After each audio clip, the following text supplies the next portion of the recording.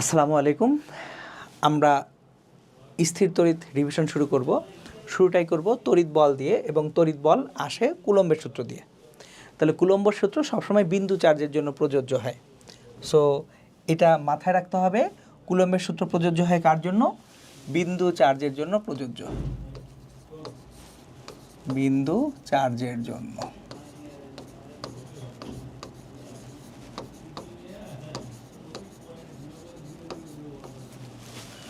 যদি বিন্দু চার্জ না হয়ে বিস্তৃত চার্জ হয় তাহলে তখন আমরা গাউসের সূত্র ইউজ করি।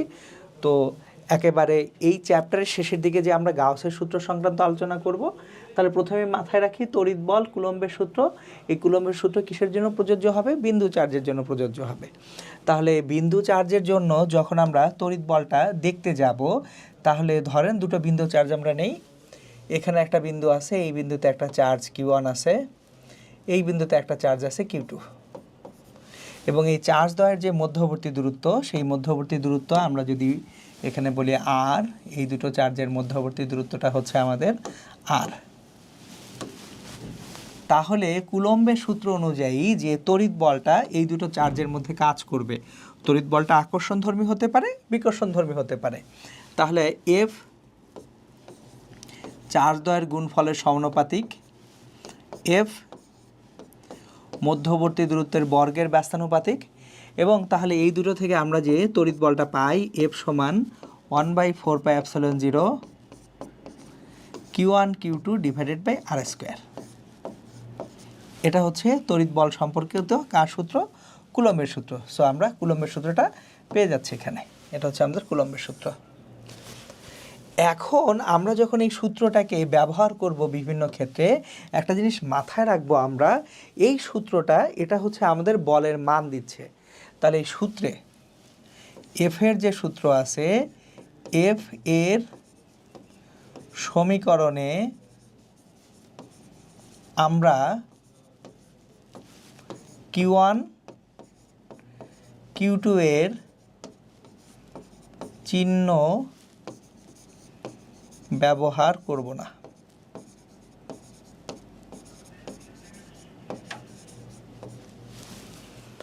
কেন Q1 Q2 এর চিহ্ন ব্যবহার করব না এখন আমি দেখাবো। তার আগে 1/4πε0 এইটার যে মানটা আছে 1/4πε0, এটাই কষ্ট হচ্ছে 9 × 10⁹, এবং এটার একক হচ্ছে newton metre square per coulomb square. কীভাবে দেখেন, এদিকে এটা হচ্ছে F নিউটন, তারপর এখানে R স্কোয়ার, তার মানে হচ্ছে নিউটনের সঙ্গে R স্কোয়ার গুণ হচ্ছে metre square, Q1 Q2 divide হয়ে যাবে, তাহলে আমরা পাবো newton metre square per coulomb square. এখন আমি যে বললাম কথাটা, F এর যে সমীকরণ আছে, এই সমীকরণে আমরা কি করব না, আমরা কখনোই Q1 Q2 চিহ্ন ব্যবহার করব না। তো এইটার একটা এক্সাম্পল আমি দেখিয়ে রাখবো যে Q1 Q2 চিহ্ন কেন ব্যবহার করব না। এটা জেনে রাখাটা, বুঝে রাখাটা খুব জরুরি। ধরুন আমরা কোথাও তিনটা চার্জ নিয়ে একটু কাজ করব। কয়টা চার্জ? তিনটা চার্জ। তাহলে এখানে একটা লাইন আছে, এই রেখার উপরে আমরা তিনটা চার্জ নিই। প্রথম এই বিন্দুতে চার্জ হচ্ছে QA, এটাকে বলি 2 ন্যানো কুলম্ব, এবং এটা পজিটিভ চার্জ, এটা পজিটিভ চার্জ। এরপর আমরা সেকেন্ড আর একটা পয়েন্ট, এখানে QB 3 ন্যানো কুলম্ব, ওটা ওখানে নেগেটিভ চার্জ, এটা মাইনাস চার্জ। তাহলে আর একটা চার্জ আমরা নিব, প্রথমটা পজিটিভ চার্জ, এ বিন্দুতে, বি বিন্দুতে নেগেটিভ চার্জ, এবং ধরেন এখানে একটা সি বিন্দু আছে, সি বিন্দুতে আর একটা নেগেটিভ চার্জ। সি বিন্দুতে কি চার্জ? Negative charge. এখন QC এটা ধরে নেই 5 ন্যানো কুলম্ব। এখন QA QBর মধ্যবর্তী দূরত্ব 2 মিটার, QB QCর মধ্যবর্তী দূরত্ব 3 মিটার। এভাবে সব কিছু দেওয়া দিয়ে আপনাকে বলল বি চার্জের উপর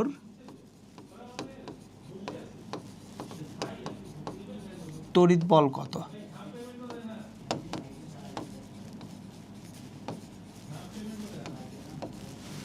এই যে বিতে যে চার্জ আছে এই বি এর চার্জের উপরে তড়িৎ বল কত। এখন একটা জিনিস খেয়াল করেন, বল অনুভব করতেছে কিন্তু বি এর চার্জটা, কে বল অনুভব করতেছে? বি এর চার্জটা বল অনুভব করতেছে। কার জন্য? এ এর জন্য আর সি এর জন্য। সুতরাং আমরা যদি এই যে ডায়াগ্রামটাকে একটু ঠিক মতো গুছিয়ে আবার রিজেনারেট করি, এখানে আমরা ডায়াগ্রামটাকে রিজেনারেট করব। এখানে কিউএ, এটা হচ্ছে 2 ন্যানো কুলম্বের একটা চার্জ, এটা পজিটিভ চার্জ। তারপর এটা কিউবি, এটা 3 ন্যানো কুলম্বের একটা চার্জ, এটা নেগেটিভ চার্জ। কিউসি 5 ন্যানো কুলম্বের একটা চার্জ, নেগেটিভ চার্জ। এখন একটা জিনিস খেয়াল করেন, বি চার্জের উপরে তড়িৎ বল কে বল অনুভব করবে? B charge. কে অনুভব করছে? B charge. কার জন্য?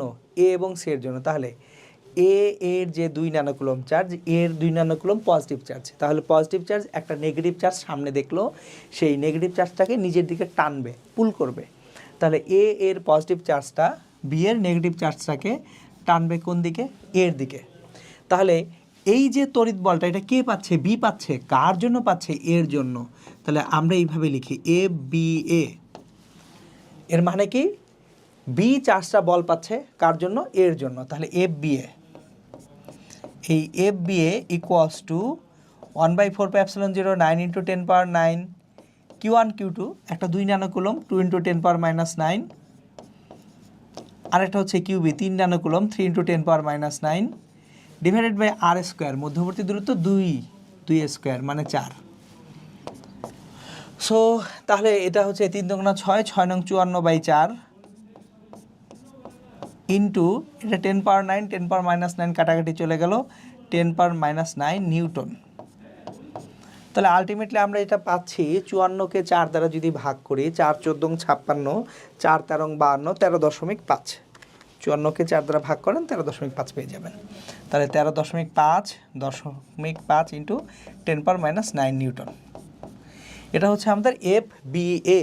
বি এর চার্জটা এর জন্য তড়িৎ বল পাচ্ছে। এইবার আসি, বি এর এই সেম চার্জটা সি এর জন্য যে বলটা পাবে। এবার সিতে কি চার্জ আছে দেখি তো। সি এর চার্জ হচ্ছে নেগেটিভ। তাহলে একটা নেগেটিভ চার্জ আর একটা নেগেটিভ চার্জকে কি করবে? টানবে না ধাক্কা দিবে? আমি যদি একটা নেগেটিভ চার্জ হই, আমি আর একটা নেগেটিভ চার্জকে ধাক্কা দিব। তাহলে এখন বল কে অনুভব করছে? বি বিন্দুর চার্জটা। তাহলে বি বিন্দুর নেগেটিভ চার্জটা সি বিন্দুর নেগেটিভ চার্জের জন্য সে ধাক্কা খাবে। কোন দিকে ধাক্কা খাবে? সে ধাক্কা খাবে বিপরীত দিকে। এই যে, তাহলে এটা হচ্ছে এফ বি কিসের জন্য? সি এর জন্য। তাহলে F B C equals to 9 × 10⁻9 as usual. এখানে তাহলে বি এর চার্জ 3 ন্যানো কুলম্ব, সি এর চার্জ 5 ন্যানো কুলম্ব। তাহলে 3 × 10⁻9 ইন্টু 5 × 10⁻9 ডিভাইডেড বাই এই দুটো চার্জের মধ্যবর্তী যে দূরত্ব, সেটা উপরে দেখেন 3 মিটার। মধ্যবর্তী দূরত্ব কত? 3 মিটার। তাহলে নিচে 3 স্কোয়ার। তাহলে আলটিমেটলি যেটা হবে আমাদের এখানে 3 × 5 = 15, 9 9 কাটাকাটি যায় 15 × 10⁻9 নিউটন। এটা অ্যাকচুয়ালি বি এর চার্জটা সি এর চার্জের জন্য যে বল অনুভব করলো। খেয়াল করেন কোথাও কিন্তু চার্জের প্লাস মাইনাস বসায় নেই, কারণ প্লাস মাইনাস বসালেই আমাদের তড়িৎ বলগুলো ভিন্ন হয়ে যাবে। তাহলে এবার লব্ধি বলটা কত দেখেন তো। এফ বি সি, বি এর চার্জটা সি এর জন্য যে বল অনুভব করে সেটা বামে, বি এর চার্জটা এর জন্য যে বল অনুভব করে সেটাও বামে। তাহলে এই দুটোর যোগফলকে আমাদের লব্ধি বল না। সুতরাং আমাদের যে লব্ধি বলটা আমরা এখানে পাবো F B, F B equals to F B A plus F B C. তাহলে F B A plus F B C যদি যোগ করি 13.5 আর 15, 13 15 28.5 ইন্টু 10⁻9 নিউটন।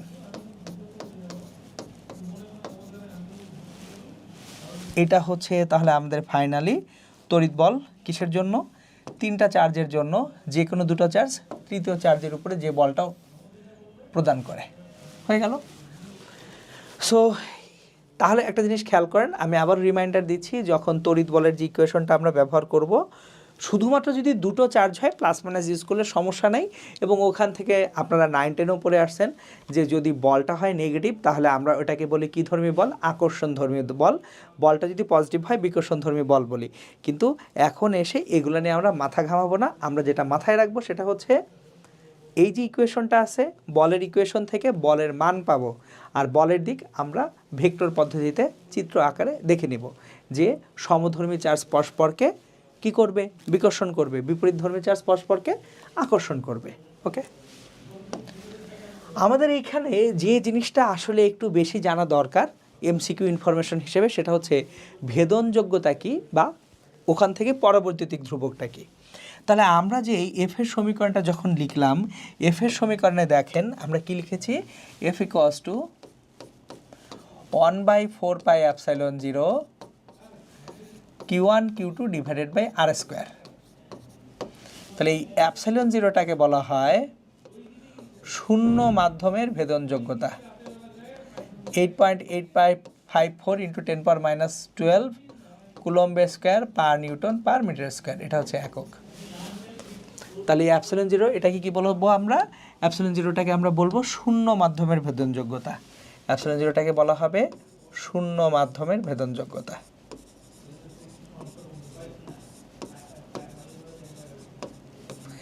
এখন অ্যাকচুয়ালি আপেক্ষিক ভেদনযোগ্যতা বা পরবৈদ্যুতিক ধ্রুবকটা কি? আমরা যদি যে কোনো মাধ্যমের ভেদনযোগ্যতা অ্যাপসাইলনটাকে শূন্য মাধ্যমের ভেদনযোগ্যতা দিয়ে ভাগ করি তাহলে আমরা আপেক্ষিক ভেদনযোগ্যতা বা পরবৈদ্যুতিক ধ্রুবক পাব। তাহলে আবার রিপিট করতেছি, যে কোনো মাধ্যমের ভেদনযোগ্যতাকে শূন্য মাধ্যমের ভেদনযোগ্যতা দ্বারা ভাগ করলে কি পাওয়া যাবে? আপেক্ষিক ভেদনযোগ্যতা বা পরাবৈদ্যুতিক ধ্রুবক পাওয়া যাবে। এপসাইলন বা এপসাইলন 0 সমান এপসাইলন আর সমান কে, অথবা epsilon equals to K epsilon 0।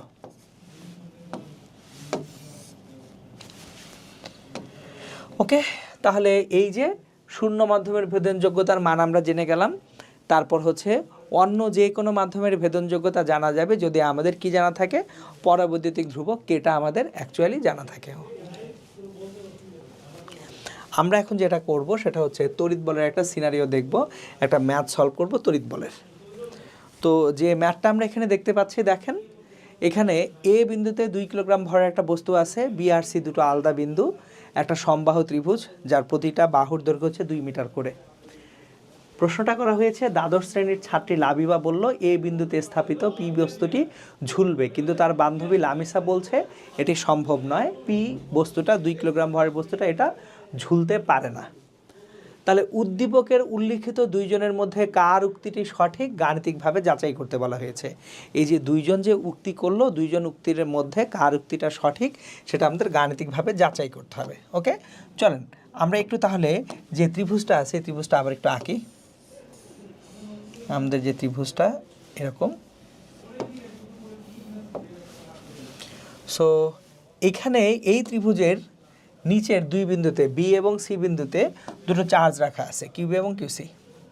তাহলে বি বিন্দুর যে চার্জ কিউবি, এখানে কিউবি আছে, সি বিন্দুর চার্জ কিউসি আছে, দুটোর আধান কত? 1.676 কুলম্ব। এখন এ বিন্দুতে চার্জটা কত সেটা বলা নাই, এক। 2 নাম্বার, এ বিন্দুতে চার্জের প্রকৃতিও বলা নাই। এই বিন্দুতে যে চার্জটা সেটা কি ধনাত্মক না ঋণাত্মক সেটা বলা নাই, শুধুমাত্র এই বিন্দুতে 2 কিলোগ্রাম ভরের একটা বস্তু বসানো আছে। এখন আমাদের এই 2 কিলোগ্রাম ভরের বস্তুর যে ভরের জন্য ওজনটুকু আছে mg, w equals to mg, এটা হচ্ছে 2 × 9.8 মানে 19.6 নিউটন বল কোন দিকে কাজ করে? সোজা নিচের দিকে। এখন তাহলে এই w সমান mgটাকে যদি আমরা ব্যালেন্স করতে পারি, নালিফাই করতে পারি ঊর্ধ্বমুখী বল দিয়ে, তাহলে আমাদের এই 2 কিলোগ্রাম ভরের বস্তুটা ঝুলবে। তাহলে বি বিন্দুতে যদি ধনাত্মক চার্জ থাকে, এখানে বিকর্ষণ করার জন্য এখানে একটা ধনাত্মক চার্জ লাগবে। ধরলাম এখানে একটা কিউ মানের ধনাত্মক চার্জ আছে, কোন মানের? কিউ মানের। তাহলে এখানে আর একটা বল আসবে। সো তাহলে এই বলটা হচ্ছে এফ বি, এই বলটা হচ্ছে এফ সি, লব্ধি বল হচ্ছে এফ। তাহলে এফ বি এবং এফ সি এর মধ্যবর্তী কোণটা কত সেটা আমরা একটু দেখে নিই। যেহেতু ত্রিভুজটা একটা সমবাহু ত্রিভুজ, তাহলে প্রত্যেকটা কোণের মানই 60 ডিগ্রি করে। এটা 60 ডিগ্রি, এটাও 60 ডিগ্রি, এখানের কোণটাও 60 ডিগ্রি, তাহলে উপরে এই কোণটাও 60 ডিগ্রি। তাহলে প্রত্যেকটা কোণের মান কত ডিগ্রি করে? 60 ডিগ্রি করে। এখন তাহলে বি বিন্দুর যে চার্জটা আছে সেটা যে বল লাভ করবে, সি বিন্দুর যে চার্জটা আছে, বি বিন্দুর চার্জের জন্য যে বলটা পাবে এ বিন্দুতে, তাহলে এ বিন্দুতে আমাদের 2 কিলোগ্রাম ভরের বস্তু, এখানে যদি আমরা এই 2 কিলোগ্রাম ভরের বস্তু ওটা কিউ মানের চার্জ নিয়ে থাকে, তাহলে এফ বি মানে হচ্ছে বি বিন্দুর চার্জের জন্য ওই যে এ বিন্দুতে যে বল এফ বি এবং সি বিন্দুর চার্জের জন্য এ বিন্দুতে যে বল এফ সি, দুটার মান পরস্পর সমান। কেন? কারণ দূরত্ব সমান, এই দুই জায়গায় বি আর সিতে চার্জের পরিমাণ সমান। সুতরাং এফ বি সমান এফ সি সমান 1/4πε0 Q B into Q divided by, আমাদের এখানে দূরত্বটা 2 স্কোয়ার, তাহলে 9 × 10⁻৯ 1.676 কিউ ডিভাইডেড বাই 4।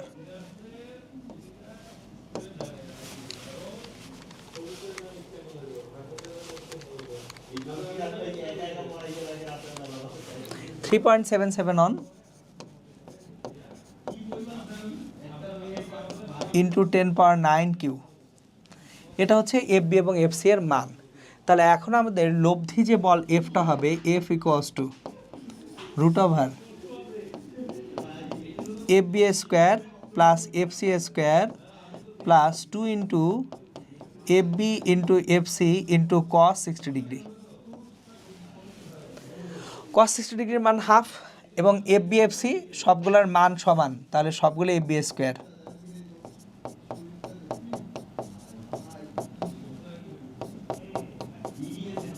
দেখেন এখানে cos 60 ডিগ্রির মানটা হাফ, হাফ এবং 2 কাটাকাটি যায়, তাহলে আমি এভাবে লিখি 2 ইন্টু cos 60 ডিগ্রির মান হাফ।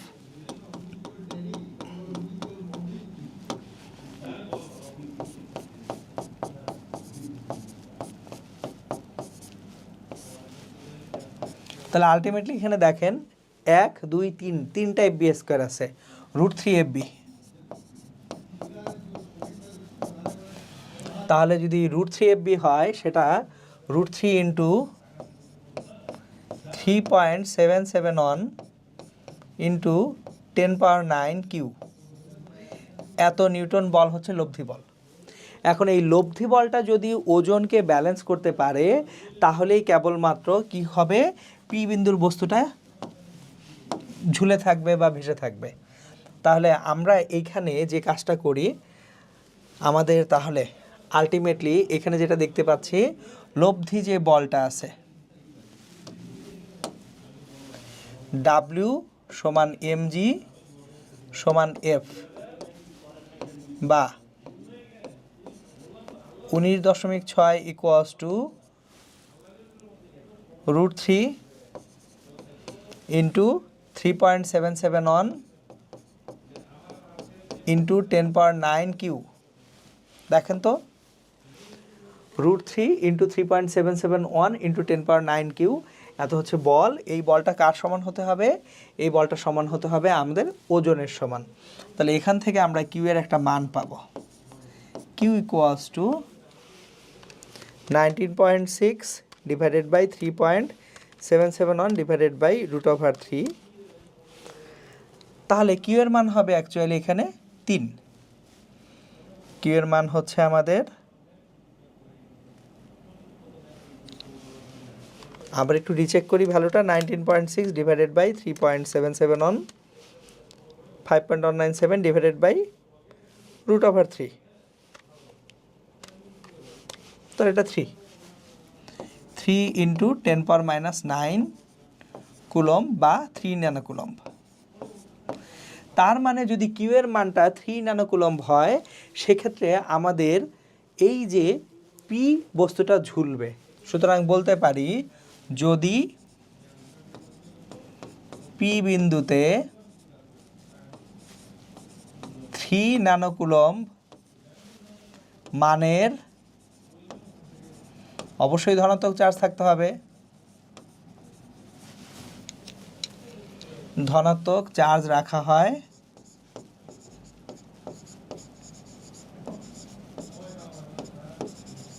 তাহলে সেটি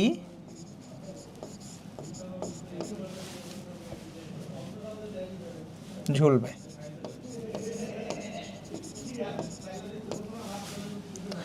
কিন্তু যদি 3 ন্যানোকুলম্বের থেকে কম মানের চার্জ রাখেন বা বেশি মানের চার্জ রাখেন, সেক্ষেত্রে ডিপেন্ড করবে আর কি আপনি কি ধরনের চার্জ রাখতেছেন, ধনাত্মক চার্জ রাখতেছেন নাকি ঋণাত্মক চার্জ রাখতেছেন তার উপরে। শুধুমাত্র 3 ন্যানোকুলম্ব মানের ধনাত্মক চার্জ রাখলেই আপনার এখানে অ্যাকচুয়ালি ওই যে পি বস্তুটা সেটা ঝুলে থাকবে। সো আশা করি ম্যাথটা ইনশাল্লাহ বুঝে গেছেন। এখন আসেন আমরা যেটা পড়ব সেটা হচ্ছে তড়িৎ প্রাবল্য। তড়িৎ প্রাবল্য বা তড়িৎ ক্ষেত্রের প্রাবল্য। সো তড়িৎ প্রাবল্য কাকে বলে? তড়িৎ ক্ষেত্রের কোনো বিন্দুতে একটি একক ধনাত্মক আধান স্থাপন করা হলে সেটি যে বল অনুভব করে তাকে ওই বিন্দুর কি বলা হয়? প্রাবল্য বলা হয়। তাহলে আমরা প্রথমে কোনো একটা চার্জ কোথাও যদি স্থাপন করি, লেটস সে এখানে একটা চার্জ স্থাপন করব, কিউ মানের একটা চার্জ এখানে স্থাপন করলাম। তাহলে এই চার্জের চারপাশে একটা তড়িৎ ক্ষেত্র তৈরি হয়েছে।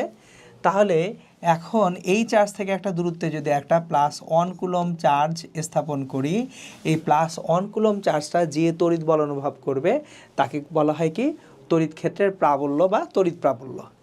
তাহলে আমরা যদি এইখানে কিউ মানের চার্জ স্থাপন করি, তাহলে যে বল অনুভব করবে সে F = 1/4πε0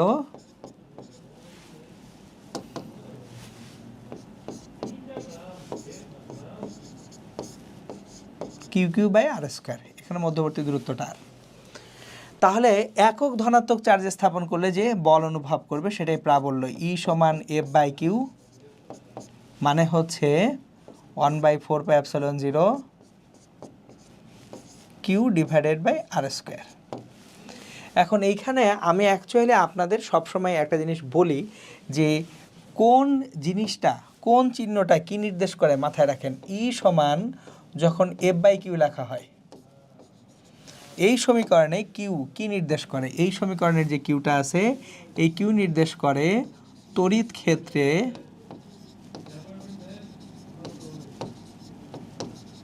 স্থাপিত চার্জ।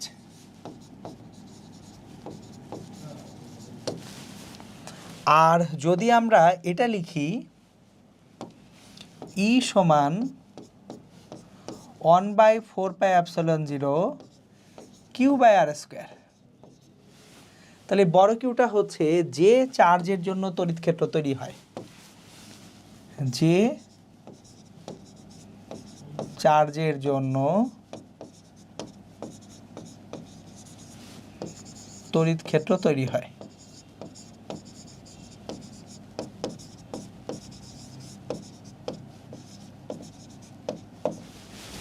এখন এই ই এর যে এককটা আছে, একক হচ্ছে নিউটন পার কুলম্ব। এই হচ্ছে আমাদের তড়িৎ ক্ষেত্রের প্রাবল্য, সেই প্রাবল্যের সংজ্ঞা। এখন আমরা প্রাবল্যের দিকটা একটু দেখব, কারণ দিকটা খুব জরুরি। দেখেন সংজ্ঞা অনুযায়ী কী বলা হলো? তড়িৎ ক্ষেত্রে স্থাপিত একক ধনাত্মক চার্জ যে বল অনুভব করে। তাহলে এখন যদি তড়িৎ ক্ষেত্রটা তৈরি হয় একটা ধনাত্মক চার্জের জন্য সৃষ্ট তড়িৎ ক্ষেত্র, তাহলে এখানে একটা ধনাত্মক চার্জ রেখেছেন। তাহলে এই ধনাত্মক চার্জ যে কোনো একক ধনাত্মক চার্জকে বিকর্ষণ করবে। এখানে একটা +1 কুলম্ব চার্জ রাখলেন, এইটাকে এই ধনাত্মক চার্জ কী করবে? বিকর্ষণ করবে। তাহলে ই এর দিক বাইরের দিকে।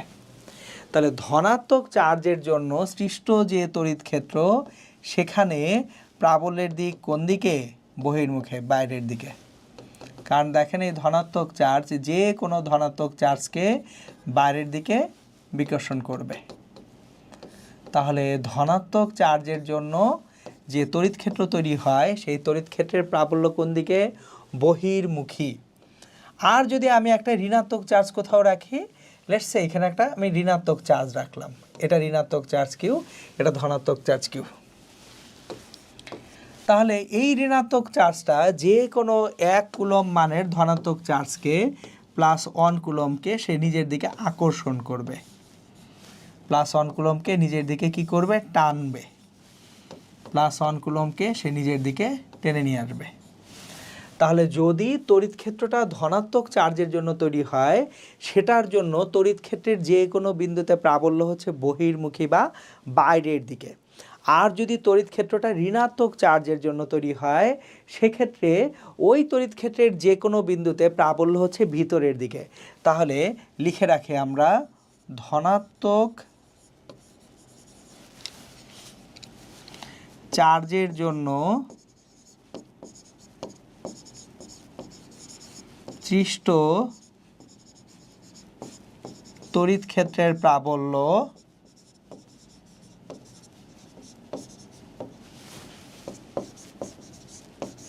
বহির্মুখী।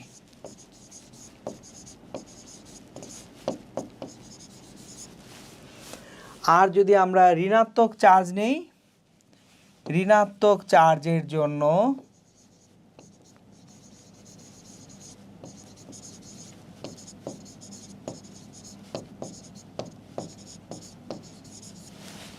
সৃষ্ট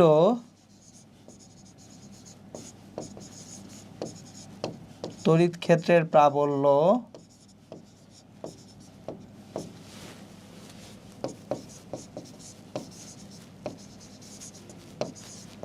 অন্তর্মুখী।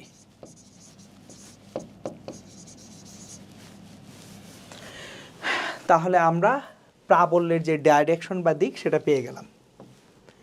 এইবার আসবো শূন্য প্রাবল্য বা নিরপেক্ষ বিন্দু কাকে বলে।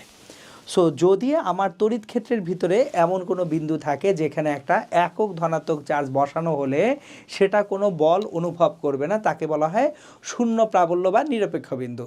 তাহলে তড়িৎ ক্ষেত্রের কোনো বিন্দুতে যদি এমন কোনো একটা বিন্দু পাওয়া যায় যেখানে আমরা তড়িৎ ক্ষেত্রের মধ্যে এমন একটা বিন্দু পাবো যেখানে কোনো প্রাবল্য কাজ করতেছে না, আসলে এটার মানে কি?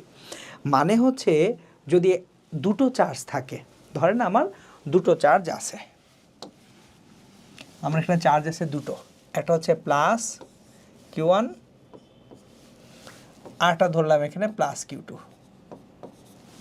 তাহলে এই দুটোর সংযোগ রেখার ভিতরে আমরা একটা বিন্দু যদি নেই, সে ফর এক্সাম্পল এখানে একটা বিন্দু নিলাম পি বিন্দু, এই পি বিন্দুতে একটা +1 কুলম্ব চার্জ রাখলাম। এই +1 কুলম্ব চার্জকে এই Q1 এর ধনাত্মক চার্জ বাইরের দিকে বল দিবে, তাহলে বহির্মুখী। খেয়াল করেন, একটু আগেই বলছি ধনাত্মক চার্জের জন্য সৃষ্ট তড়িৎ ক্ষেত্রের প্রাবল্য বহির্মুখী। এটা হচ্ছে E1, Q2 এর জন্য এটা হচ্ছে E2। তাহলে যদি E1 এবং E2 সমান হয়ে যায় তাহলে P বিন্দুতে প্রাবল্য শূন্য হবে।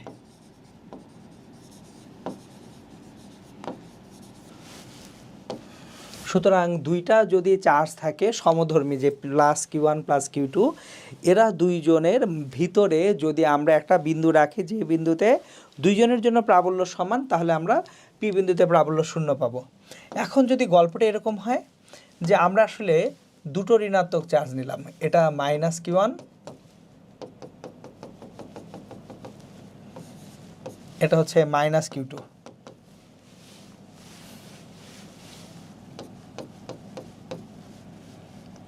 -Q1 আর -Q2। আমি ভিতরে কোথাও একটা বিন্দু নিব, এখানে ভিতরে কোথাও একটা বিন্দু নিলাম, আবারও পি বিন্দু। এই পি বিন্দুটায় +1 কুলম্ব চার্জ রাখি, ঋণাত্মক চার্জের জন্য প্রাবল্য হচ্ছে অন্তর্মুখী। তাহলে Q1 চার্জ এটা +1 কুলম্বকে নিজের দিকে টানবে, এটা E1। Q2 চার্জ 1 কুলম্বকে নিজের দিকে টানবে, এটা E2। তাহলে E1 সমান যদি E2 হয় তাহলে পি বিন্দুতে আমরা প্রাবল্যটা কী পাবো? শূন্য পাবো। এই হচ্ছে শূন্য প্রাবল্য বা নিরপেক্ষ বিন্দুর কনসেপ্ট। এখন সমধর্মী এবং যদি সমমানের চার্জ হয়, মানে Q1 Q2 সমান যদি হয়, সেক্ষেত্রে আমরা কোথায় শূন্য প্রাবল্য পাবো? সমধর্মী সমমানের চার্জ হলে সংযোগ রেখার মধ্যবিন্দুতে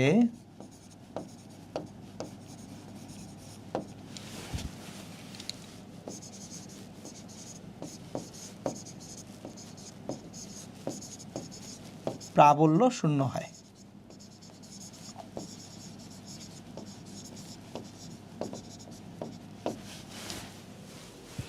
তাহলে যদি আমার Q1 Q2 এর মান সমান হয়ে যায় সেক্ষেত্রে শূন্য প্রাবল্য পাওয়া যাবে এই দুইটার সংযোগ রেখার ঠিক মাঝখানে মধ্যবিন্দুতে। ওকে,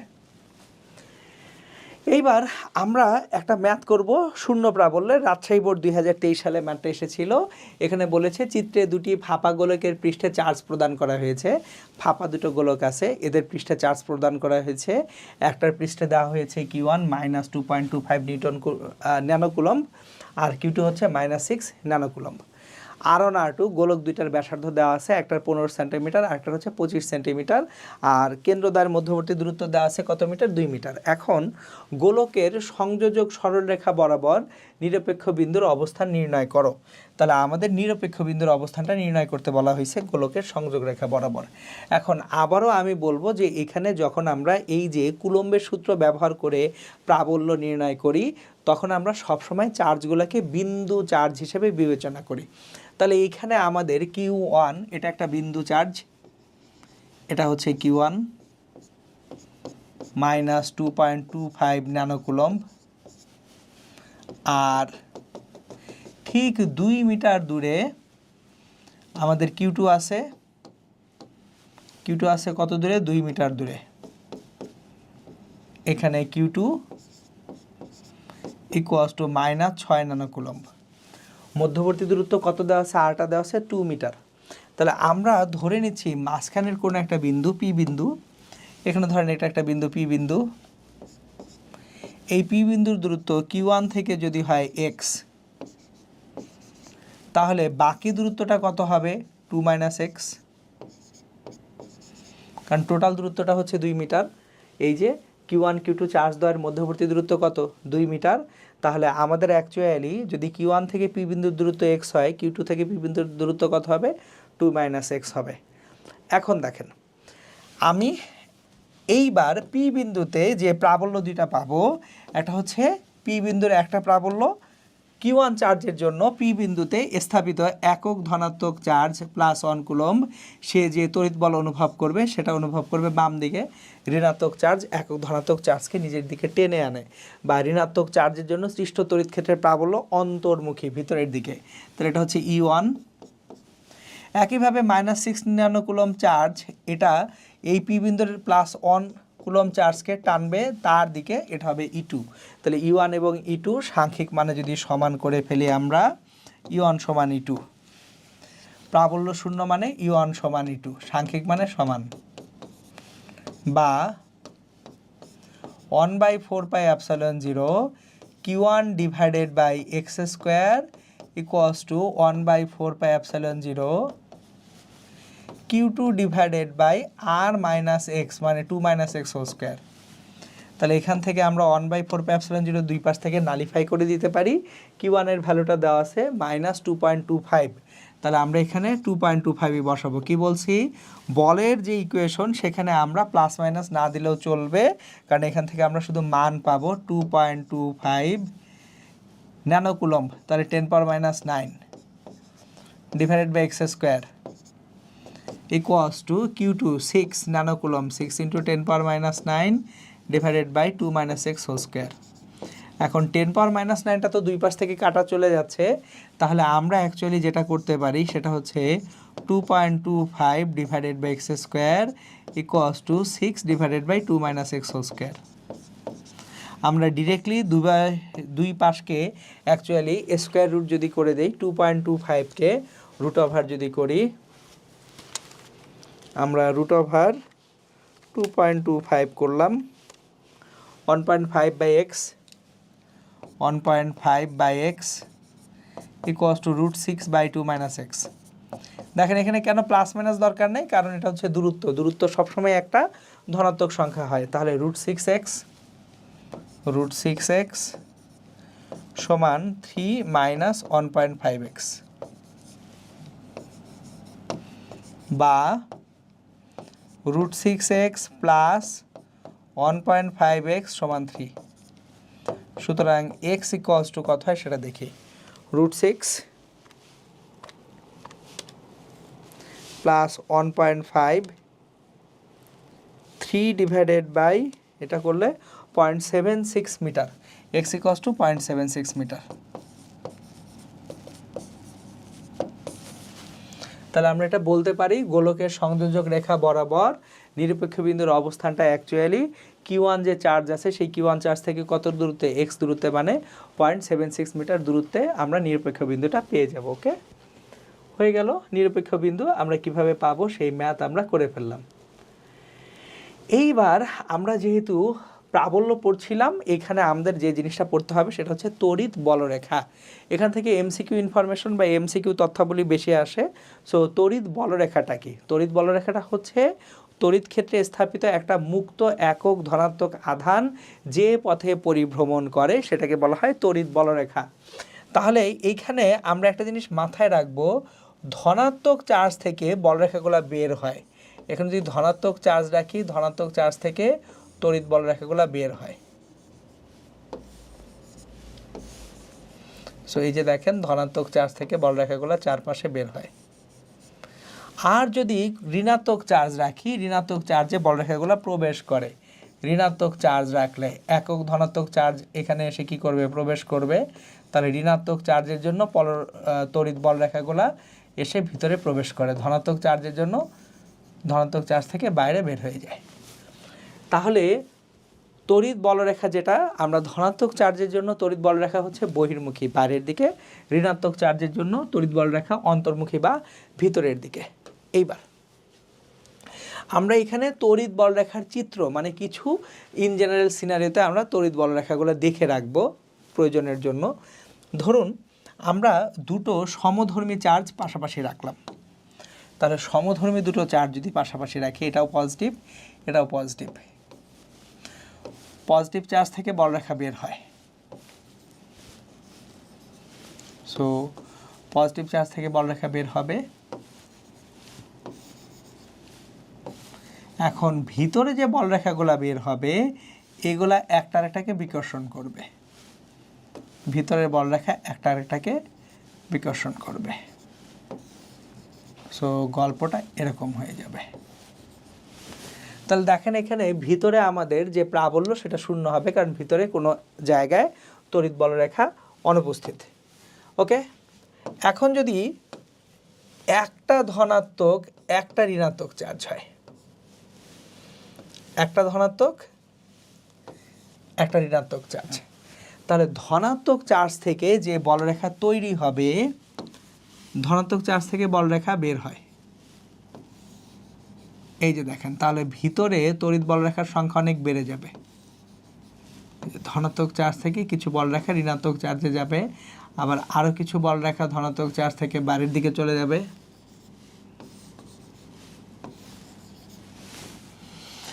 একইভাবে চারপাশ থেকে ঋণাত্মক চার্জে এসে বলরেখা প্রবেশ করবে।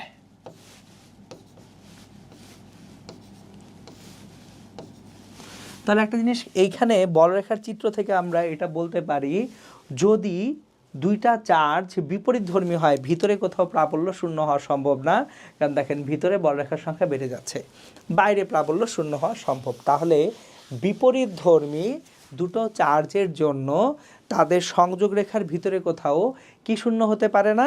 তড়িৎ ক্ষেত্র প্রাবল্য শূন্য হতে পারে না। ওকে, সো এরকম আরও অসংখ্য তড়িৎ বলরেখার চিত্র আসলে আঁকা যায়। সে ফর এক্সাম্পল আমরা যদি এরকম করি, তিনটা চার্জ রাখি, আমরা এখানে একটা চার্জ রাখলাম প্লাস, এখানে একটা চার্জ রাখলাম মাইনাস, এখানে একটা চার্জ রাখলাম মাইনাস, ওই যে শুরুতে যে ম্যাথটা করেছিলাম। তাহলে দেখেন গল্পটা যেটা হবে, এই যে প্লাস থেকে মাইনাসের দিকে বলরেখা যাবে, প্লাস থেকে মাইনাসের দিকে যাচ্ছে,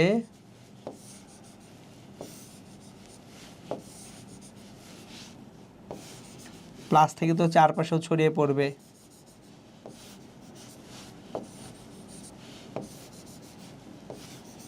তাহলে এগুলো হচ্ছে আমাদের এই দিকে বলরেখা। এখন এই দুটো মাইনাসের মধ্যে এই পাশের মাইনাসে চারপাশ থেকে এসে বলরেখা প্রবেশ করবে।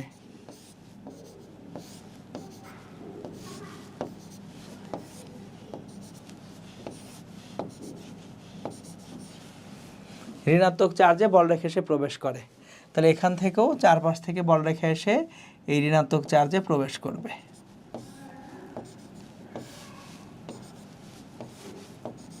কিন্তু দেখেন ভিতরে কোনো কিন্তু বলরেখা থাকবে না, কেন? কারণ এটাও ঋণাত্মক চার্জ, এটাও ঋণাত্মক চার্জ, তাহলে যে বলরেখাগুলো আছে ভিতরে কোথাও প্রাবল্য শূন্য হয়ে যাবে এবং এখানে বলরেখার ঘনত্বটা কমে যাবে। এই হচ্ছে আমাদের তড়িৎ বলরেখার চিত্রগুলো যেভাবে আঁকতে হয়। এখন আমাদের যেটা জানতে হবে সেটা হচ্ছে সুষম তড়িৎ ক্ষেত্র কাকে বলে। সুষম তড়িৎ ক্ষেত্রটা হচ্ছে যে তড়িৎ ক্ষেত্রের সর্বত্র প্রাবল্য সুষম থাকে তাকে সুষম তড়িৎ ক্ষেত্র বলে। সো একটা এক্সাম্পল হিসেবে যদি আমরা দেখি সেটা হচ্ছে ধরুন দুটো পাত, এইদিকে একটা ধনাত্মকভাবে চার্জিত পাত, এখানে একটা ঋণাত্মকভাবে চার্জিত পাত আছে, উপরে হচ্ছে ধনাত্মক চার্জগুলি আছে প্লাস, নিচে হচ্ছে মাইনাস। তাহলে বলরেখাগুলো ধনাত্মক চার্জ থেকে বের হয়ে ঋণাত্মক চার্জের দিকে আসবে। তাহলে এইখানে ভিতরে প্রত্যেকটা বিন্দুতেই প্রাবল্য ই ধ্রুব থাকে, তাহলে এটা একটা সুষম তড়িৎ ক্ষেত্র। এখন আমরা যেহেতু রিভিশন করতেছি, ডেরাইভেশনটায় যাচ্ছি না, আমরা কিন্তু পড়ে আসছি V equals to E into D. তাহলে আমাদের এখানে দুইটা পাতের মধ্যবর্তী যে দূরত্ব এটা হচ্ছে ডি এবং পাতদ্বয়ের মধ্যে বিভব পার্থক্য হচ্ছে ভি। তাহলে ভি সমান ইডি বা ই সমান ভি বাই ডি, এটা হচ্ছে আমাদের সুষম তড়িৎ ক্ষেত্র প্রাবল্য। এইবার এই যে তড়িৎ ক্ষেত্রের মধ্যে যদি একটা ধনাত্মক চার্জ রাখা হয়, এই তড়িৎ ক্ষেত্রের মধ্যে একটা ধনাত্মক চার্জ রাখলে প্লাস কিউ, সে বল লাভ করবে নিচের দিকে, তাহলে F equals to Q E. আর যদি এই তড়িৎ ক্ষেত্রের মধ্যে আমরা একটা ঋণাত্মক চার্জ রাখি মাইনাস কিউ, তাহলে সে বল লাভ করবে কোন দিকে? উপরের দিকে, নেগেটিভ চার্জ উপরের পজিটিভ চার্জের দিকে বল লাভ করবে। তাহলে এখানেও কিন্তু F equals to Q E. সুতরাং মাথায় রাখতে হবে ধনাত্মক চার্জ তড়িৎ বলরেখার দিকে এবং ঋণাত্মক চার্জ তড়িৎ বলরেখার বিপরীত দিকে কি করে? ভ্রমণ করে। ধনাত্মক চার্জ তড়িৎ বলরেখার দিকে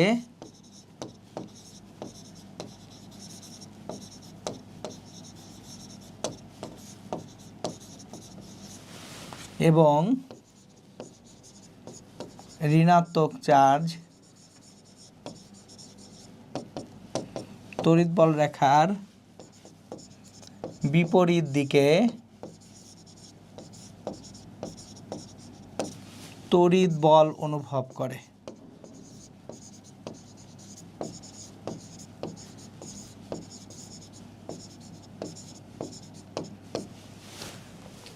তাহলে এই হচ্ছে আমাদের সুষম তড়িৎ ক্ষেত্রের যে আইডিয়া, এবং সুষম তড়িৎ ক্ষেত্রের মধ্যে একটা ধনাত্মক চার্জ রাখলে কি হবে, একটা ঋণাত্মক চার্জ রাখলে কি হবে, সেই জিনিসটা আমরা জেনে গেলাম। ওকে, এখন সুষম তড়িৎ ক্ষেত্রে আমরা যদি সুতা দিয়ে কোনো চার্জকে ঝুলিয়ে দেই, সেই ঝুলানো চার্জ এবং সুতার টান বল কীরকম হবে সেটা আমরা একটু দেখব, চলেন।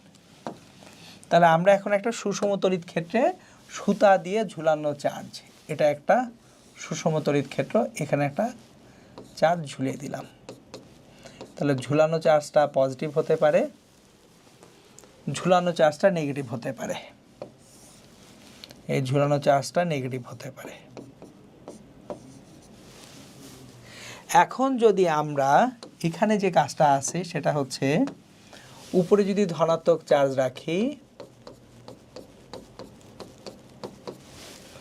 নিচে ঋণাত্মক চার্জ রাখি, তাহলে তড়িৎ বলরেখা উপর থেকে নিচের দিকে আসতেছে এখানে, তাহলে ওজন এমজি নিচের দিকে কাজ করবে, তড়িৎ বল কিউই নিচের দিকে কাজ করবে, সুতার টান টি উপরের দিকে কাজ করবে। তাহলে T equals to M G plus Q E হবে। এটা হচ্ছে যদি সুতা দিয়ে একটা ধনাত্মক চার্জকে আপনি ঝুলিয়ে দেন কোনো একটা সুষম তড়িৎ ক্ষেত্র, এমন সুষম তড়িৎ ক্ষেত্র উপরে আছে আপনাদের ধনাত্মক চার্জ আর নিচে আছে কি চার্জ? ঋণাত্মক চার্জ। এখন একইভাবে যদি এইখানে উপরে ধনাত্মক চার্জ এবং নিচে ঋণাত্মক চার্জ থাকে,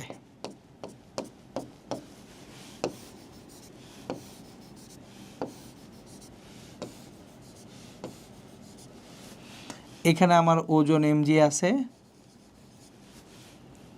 এইবার এখানে তড়িৎ বল কোন দিকে কাজ করবে? Negative charge. নেগেটিভ চার্জ তড়িৎ বল রেখার বিপরীত দিকে বল অনুভব করে। তাহলে তড়িৎ বল রেখার বিপরীত দিকে বল অনুভব করে, কিউই উপরের দিকে, সুতার টান টি উপরের দিকে। তাহলে টি প্লাস কিউই সমান এমজি। সো টি প্লাস কিউই সমান এমজি, বা টি সমান এমজি মাইনাস কিউই।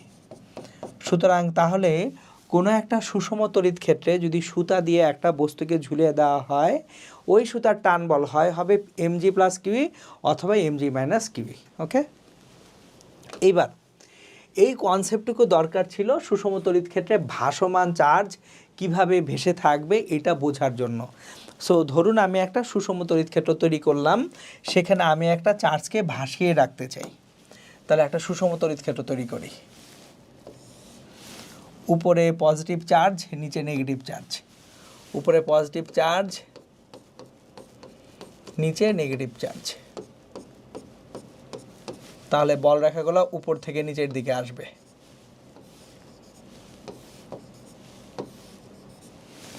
এখন এইখানে আমরা একটা শূন্যে ভাসমান চার্জ রাখতে চাই।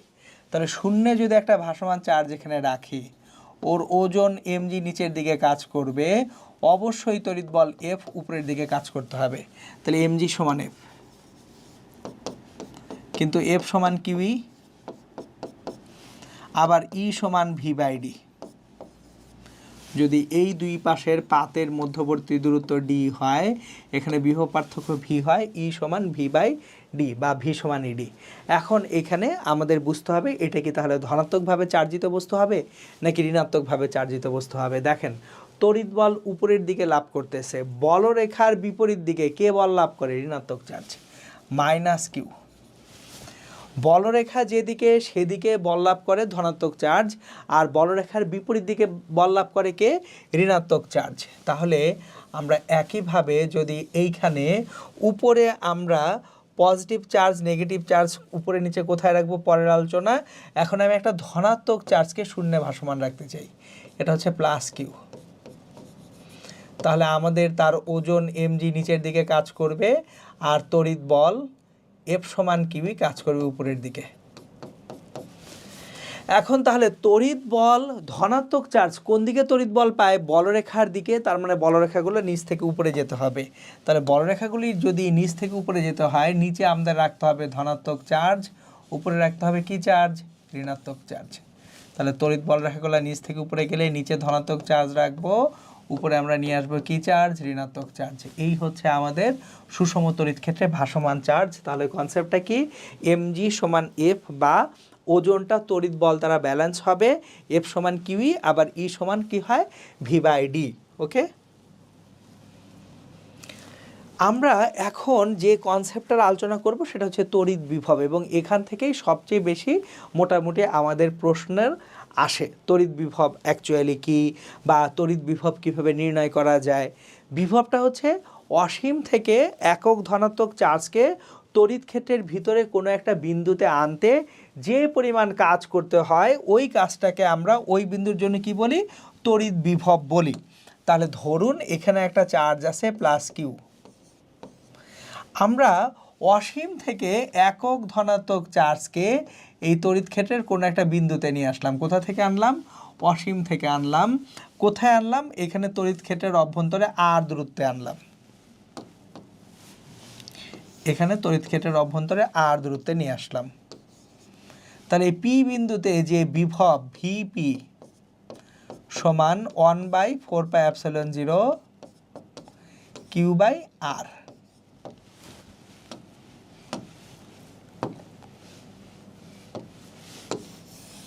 তাহলে পি বিন্দুর বিভব ভিপি সমান 1/4πε0 কিউ বাই আর। এইখানে একটা জিনিস মনে রাখতে হবে, ধনাত্মক চার্জের জন্য সৃষ্ট তড়িৎ ক্ষেত্রের বিভব হচ্ছে ধনাত্মক। সো লিখে রাখি, ধনাত্মক চার্জের জন্য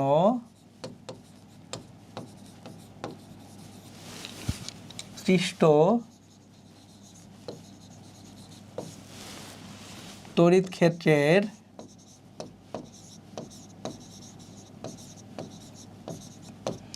যে কোনো বিন্দুর বিভব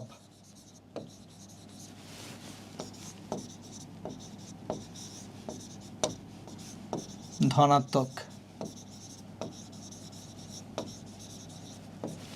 ভাইস ভার্সা ঋণাত্মক চার্জের জন্য সৃষ্ট তড়িৎ ক্ষেত্রের যে কোনো বিন্দুতে বিভব কি হয়?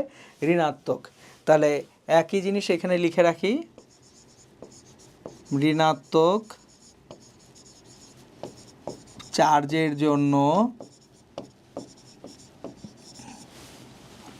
সৃষ্ট তড়িৎ ক্ষেত্রের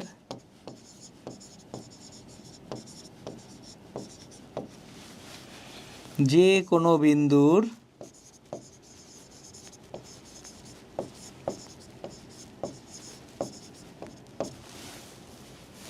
বিভব ঋণাত্মক। বিভবটা যেহেতু স্কেলার রাশি, সেহেতু আমরা যখন অনেকগুলো বিন্দুর জন্য বিভব নির্ণয় করতে যাব, অনেকগুলি চার্জের জন্য বিন্দুর বিভব নির্ণয় করতে যাব, সরাসরি যোগ করে দিতে পারবো। আমরা যখন বল নিয়ে কাজ করছিলাম, প্রাবল্য নিয়ে কাজ করছিলাম, সরাসরি যোগ করা যাচ্ছিল না। কেন? কারণ বল, প্রাবল্য এগুলো হচ্ছে ভেক্টর রাশি। কিন্তু বিভব যেহেতু স্কেলার রাশি, সেহেতু আমরা সরাসরি যদি কতগুলি চার্জের জন্য কোনো বিন্দুতে বিভব নির্ণয় করতে বলা হয়, সেটা সরাসরি কী করতে পারবো? আমরা যোগ করে দিতে পারবো। ওকে, খুবই ভালো কথা। এখন কোশ্চেনটা হচ্ছে বিভব পার্থক্য এবং কৃত কাজ। সো বিভব থেকে আমাদের বিভব পার্থক্য আসে। ধরুন আমি কোথাও একটা চার্জ রেখেছি, প্লাস কিউ মানের একটা চার্জ রেখেছি, এখান থেকে একটা বিন্দু আছে, এখানে এ বিন্দুটা আছে আর এ দূরত্বে, আর একটা বিন্দু আছে এখানে বি বিন্দুতে আর বি এই দূরত্বে। এখন এ বিন্দু থেকে বি বিন্দুতে আমি যদি একটা কিউ মানের চার্জ নিয়ে আসতে চাই, এ থেকে বিতে, এ থেকে বিতে একটা প্লাস কিউ মানের চার্জ আনতে চাই, অথবা মাইনাস কিউ হতে পারে। সো কিউ এর প্রকৃতি নিয়ে কথা না বলি, আমরা এ থেকে বিতে একটা চার্জ কিউকে নিয়ে আসতে চাই। তাহলে বিভব পার্থক্য এ হতে বিতে একক ধনাত্মক চার্জ আনতে কৃত কাজ বা বিভব পার্থক্য ভিবি মাইনাস ভিএ। দেখেন আপনি কোথা থেকে নিতেছেন? এ থেকে। কোথায় নিচ্ছেন? বিতে। তাহলে এ থেকে বিতে আমরা একক ধনাত্মক চার্জ আনতে কৃত কাজ বা বিভব পার্থক্য ভিবি মাইনাস ভিএ। তাহলে এ হতে বিতে কিউ চার্জ সরাতে কৃত কাজ। এ থেকে বিতে কিউ পরিমাণ চার্জ সরাবো, তাহলে কৃত কাজ W equals to charge Q into বিভব পার্থক্য V B minus V A, V B minus V A. তাহলে যদি আমরা যে চার্জটা সরাবো সেই চার্জটার সাথে বিভব পার্থক্য গুণ করে দেই, তাহলে কৃত কাজ পাবো। এখন ভিবিটা কত? ভিবিটা হচ্ছে 1/4πε0 বি বিন্দুতে। আমরা ওই প্লাস কিউ চার্জের জন্য বি বিন্দুর বিভব পাবো Q divided by R B minus 1/4πε0 Q divided by R A. খেয়াল করেন, আমি অ্যাকচুয়ালি বি বিন্দুর বিভব জানতে চাই। তাহলে বি বিন্দুতে কিউ চার্জের জন্য এখানে বিভব কত? 1/4πε0 বড় কিউ ডিভাইডেড বাই দূরত্ব আর বি। এ বিন্দুতে আমাদের যে বিভব কিউ চার্জের জন্য 1/4πε0 কিউ ডিভাইডেড বাই আর এ। তাহলে বিভব পার্থক্যকে যদি আমরা চার্জ দিয়ে গুণ করি, যে চার্জটা অ্যাকচুয়ালি সরাচ্ছি বিন্দুদ্বয়ের মাঝে, ওই চার্জটাকে দিয়ে যদি বিভব পার্থক্যকে গুণ করি, আমরা কি পেয়ে যাব? কৃত কাজ পেয়ে যাব। তাহলে এই ছিল হচ্ছে আমাদের কৃত কাজের সাথে বিভব পার্থক্যের কি সম্পর্ক। এখন তাহলে 1/4πε0 যদি কমন নেই, 1/4πε0 বড় কিউ ইন্টু ছোট কিউ বড় কিউ ইন্টু ছোট কিউ 1/RB মাইনাস 1/RA। এটা হচ্ছে তাহলে চূড়ান্ত সূত্র। আমরা যদি কোনো একটা চার্জিত বস্তুর জন্য ওর তড়িৎ ক্ষেত্রের ভিতরে এক বিন্দু থেকে আরেক বিন্দুতে আরেকটা চার্জকে কি করতে চাই, সরাতে চাই। ওকে, আমরা তাহলে এখন যে ম্যাথটা করব এটা হচ্ছে, দেখেন চিত্রে দুটি ফাঁপা গোলকের পৃষ্ঠে চার্জ প্রদান করা হয়েছে। দুটো ফাঁপা গোলক, একটা হচ্ছে আমাদের 15 সেন্টিমিটার ব্যাসার্ধের, আরেকটা হচ্ছে 25 সেন্টিমিটার ব্যাসার্ধের। একজনকে চার্জ দেওয়া হয়েছে -2.25 ন্যানোকুলম্ব, আরেকজনকে চার্জ দেওয়া হয়েছে -6 ন্যানোকুলম্ব। গোলকদ্বয়ের একটি পরিবাহী তার দ্বারা সংযুক্ত করা হলে গোলকদ্বয়ের চূড়ান্ত চার্জের পরিমাণের তুলনামূলক বিশ্লেষণ করো। এই দুইটা গোলককে একটা পরিবাহী তার দ্বারা সংযুক্ত যদি করা হয়, তাহলে শুরুতে আমরা জানি চার্জ আছে Q1 সমান -2.25 ন্যানোকুলম্ব, Q1 সমান -2.25 ন্যানোকুলম্ব, আর Q2 সমান হচ্ছে -6 ন্যানোকুলম্ব। এখন একটা জিনিস আমরা বুঝি, মনে করি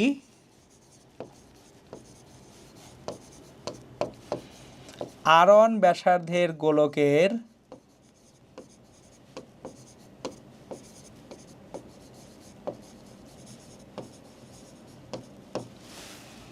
চূড়ান্ত চার্জ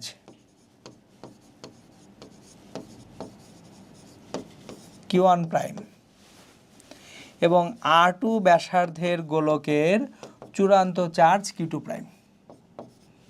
এটা আমরা ধরে নিলাম যে চূড়ান্ত অবস্থায় দুইজনের চার্জ কিন্তু আর সমান থাকবে না। কেন, সেটা একটু বোঝার চেষ্টা করি। দুইজনকে আমরা যদি সংযুক্ত করি, দুইজনের ব্যাসার্ধ কিন্তু সেম না। যেহেতু দুইজনের ব্যাসার্ধ সেম না, শুরুতে দুইজনের যে বিভব V1, পৃষ্ঠের বিভব V1 = 1/4πε0 Q1 divided by R1, 9 × 10⁹। Q1টা হচ্ছে -2.25 ন্যানোকুলম্ব, 10⁻⁹। এই R1টা ব্যাসার্ধটা হচ্ছে 15 সেন্টিমিটার, 0.15। তাহলে V1টা আমাদের এখানে কত ভোল্ট আসলো সেটা আমরা একটু দেখে ফেলি। V1টা আসবে হচ্ছে আমাদের 9 × 2.25 ডিভাইডেড বাই 0.15, 135 ভোল্ট, -135 ভোল্ট।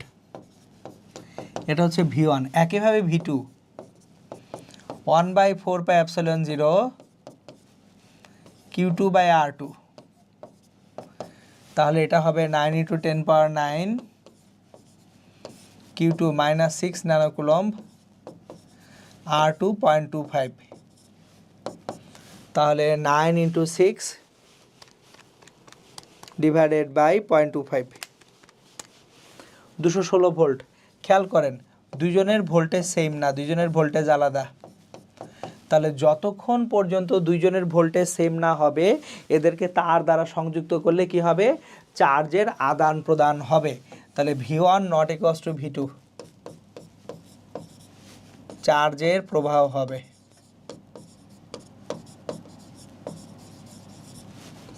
কতক্ষণ হবে, যখন V1 আর V2-র মানটা কি হয়ে যাবে, সমান হয়ে যাবে। তাহলে এই দুটোকে যদি আমি একটা তার দ্বারা সংযুক্ত করি, চূড়ান্ত পর্যায়ে যে দুইজনের বিভব কি হয়ে যাবে, সমান হয়ে যাবে। ততক্ষণ পর্যন্ত চার্জের প্রবাহ চলবে যতক্ষণ পর্যন্ত তাদের বিভব কি না হয়, সমান না হয়।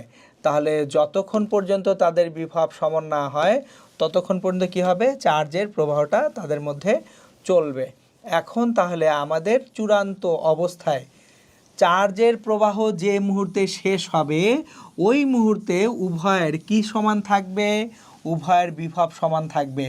বিভব পার্থক্য কত হবে, 0 হবে। কারণ বিভব পার্থক্য থাকলেই চার্জের প্রবাহ চলে, বিভব পার্থক্য না থাকলে চার্জের কোনো প্রবাহ চলা সম্ভব নয়। তাহলে আমাদের চূড়ান্ত বিভব যদি V হয়, V সমান Q1 প্রাইম ডিভাইডেড বাই, এখন একটা জিনিস খেয়াল করেন, আমাদের তাহলে V, আমাদের এইখানে যে চূড়ান্ত পর্যায়ে আমাদের যে বিভবটা আছে, সেই চূড়ান্ত পর্যায়ে বিভবটা অ্যাকচুয়ালি দুইজনের জন্যই কি হবে, সমান হবে। তাহলে একটা গোলকের জন্য যে বিভবটা, গোলকের জন্য বিভব যেটা হয় V ইকুয়ালস টু 1/4πε0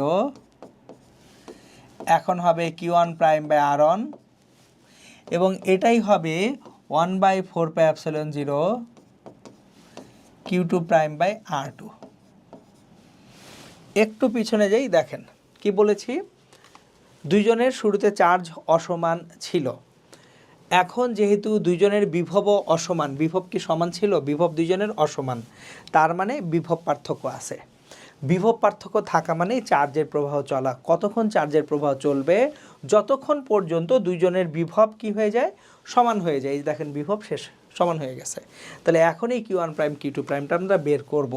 তাহলে এখন দেখি Q1 prime by R1 equals to Q2 prime by R2 বা Q1 প্রাইম ডিভাইডেড বাই R1টা হচ্ছে আমাদের 15 সেন্টিমিটার 0.15 মিটার এবং Q2 prime divided by R2 হচ্ছে 25 সেন্টিমিটার মানে 0.25 মিটার।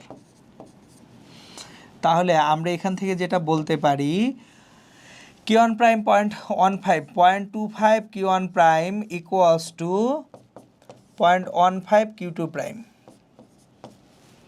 তাহলে এখান থেকে যেটা বলা যায় সেটা হচ্ছে 25 Q1 প্রাইম, তার মানে 5 Q1 প্রাইম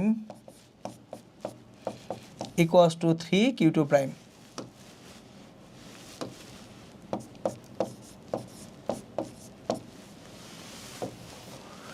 এখন চার্জের তো সৃষ্টি বা ধ্বংস হয় না, তাহলে শুরুতে যে চার্জ ছিল Q1 প্লাস Q2, শেষে যে টোটাল চার্জ আছে Q1 প্রাইম প্লাস Q2 প্রাইমের সমান হবে।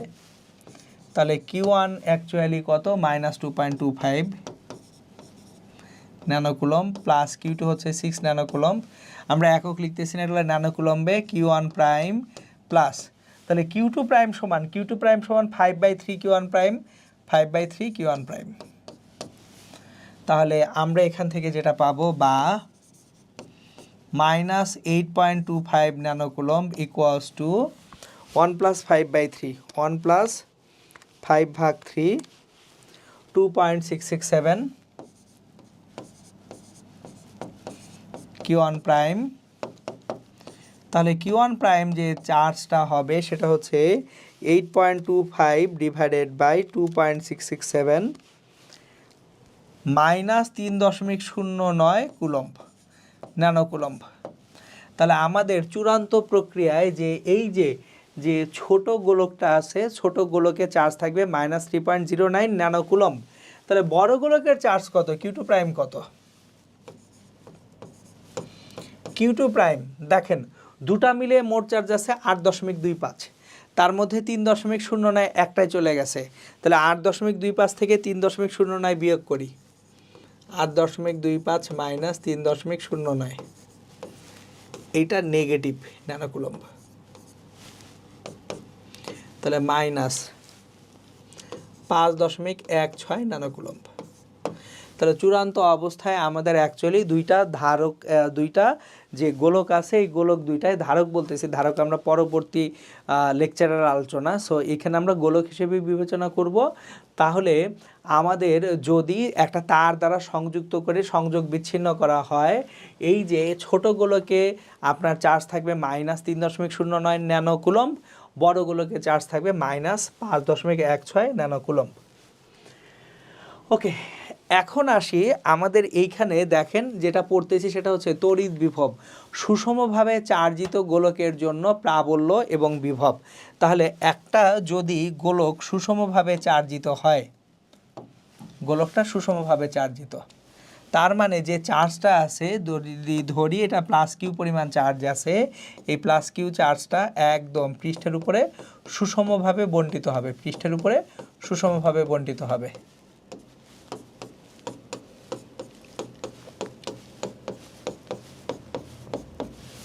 ধরে নেই এই গোলকটার ব্যাসার্ধ হচ্ছে a, গোলকটার ব্যাসার্ধ কত? a, আর কেন্দ্র থেকে দূরত্বটাকে ধরে নেই r, কেন্দ্র হতে দূরত্ব r।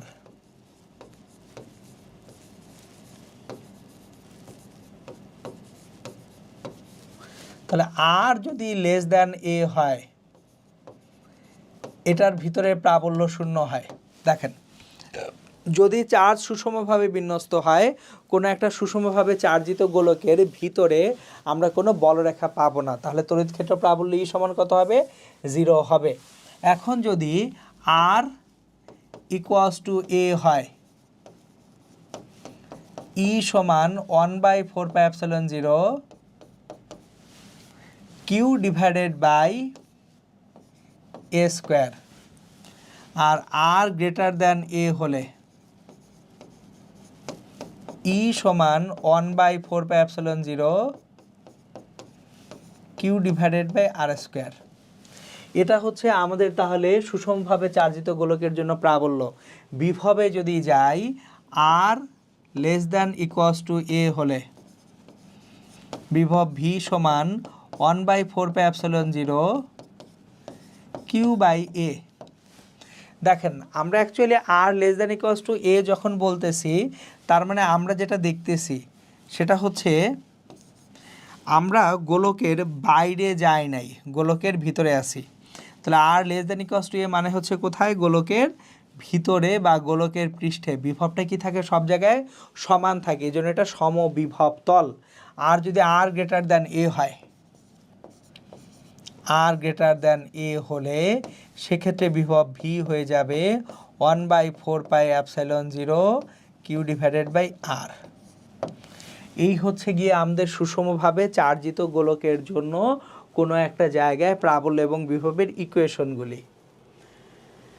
এখন আমরা একটু একটা জিনিস শিখে রাখবো যে বিভব জানা থাকলে আমরা প্রাবল্য যেতে পারি, প্রাবল্য জানা থাকলে আমরা বিভবে যেতে পারি। এটাকে আমরা পারস্পরিক রূপান্তর বা ক্যালকুলাস পদ্ধতিতে কিভাবে হয় সেটা একটু দেখে রাখি, জাস্ট দেখে রাখবো। ধরেন এখানে একটা প্লাস চার্জ আছে কিউ মানের, এখান থেকে আর দূরত্বে এইখানে আপনার অন্য একটা একক ধনাত্মক চার্জ, এটাকে +1 কুলম্ব চার্জকে আমরা ভিতরের দিকে আনতে চাই। ই মানের প্রাবল্য এখানে কাজ করবে। এখন প্রাবল্যের ডিরেকশন কিন্তু ভুল লিখেছি আমরা, তাই না? প্রাবল্য এখানে কাজ করার কথা কোন দিকে? প্রাবল্য কাজ করার কথা বাইরের দিকে। তাহলে এখানে তড়িৎ ক্ষেত্রের প্রাবল্য ই কাজ করবে কোন দিকে? বাইরের দিকে।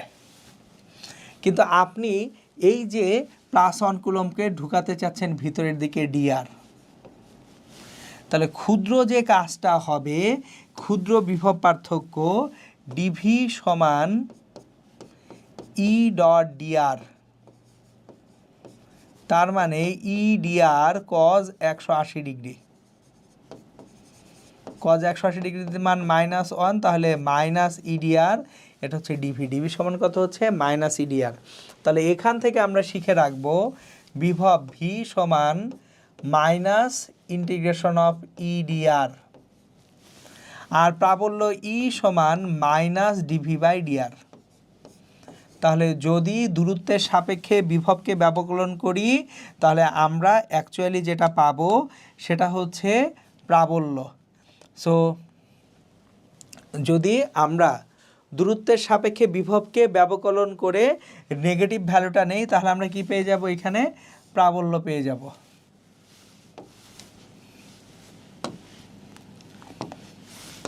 সেটাকে মার্ক করি ই, এটাকে মার্ক করি ভি। এই হচ্ছে তাহলে আমাদের বিভব প্রাবল্যের পারস্পরিক রূপান্তর ম্যাথমেটিক্যালি। তো আমাদের লেকচার 1 যেটা ছিল সেই লেকচারটা ছিল এই পর্যন্তই।